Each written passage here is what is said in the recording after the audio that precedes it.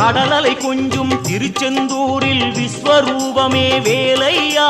பழமுதி சோலை அறுவடை வீடும் புண்ணிய தரிசனம் முருகையா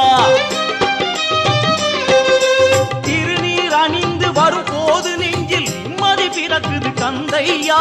சுகனே சிவனார் மகனே உன்னை பாட பாட சுகமாகுதையா வேல் முருகா